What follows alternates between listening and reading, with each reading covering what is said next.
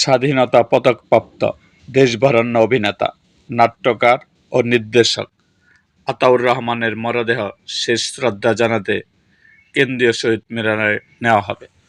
মগবাজারে জানাজা শেষে আজ মঙ্গলবার 12 মে বিকালে তার মরদেহ শহীদ বেদিতে রাখা হবে। জনসাধারণ শ্রদ্ধা শেষে বনানী কবরস্থানে গুণী এই নাট্য ব্যক্তিত্বকে দাফন করা হবে।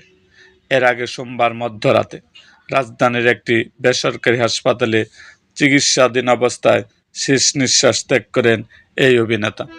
অভিনয় শিল্পী সংঘ থেকে জানানো হয়, আতাউর রহমানের মরদেহ কেন্দ্রীয় শহীদ মিনারে শহীদ বেদিতে আজ বিকাল 3টা থেকে 4টা পর্যন্ত রাখা হবে।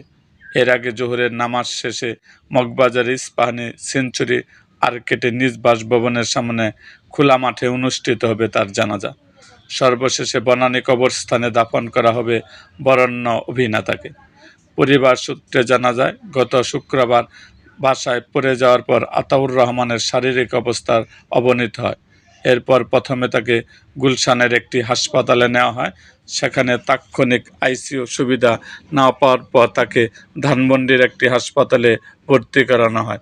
ভর্তির পরই তাকে লাইফ সাপোর্টে রাখা হয়েছিল। ওই দিনই শারীরিক অবস্থার কিছুটা উন্নতি হওয়ায় লাইফ সাপোর্ট খুলে দেওয়া হয়, কিন্তু আবার অবস্থার অবনতি হলে গত সোমবার তাকে লাইফ সাপোর্টে নেওয়া হয়।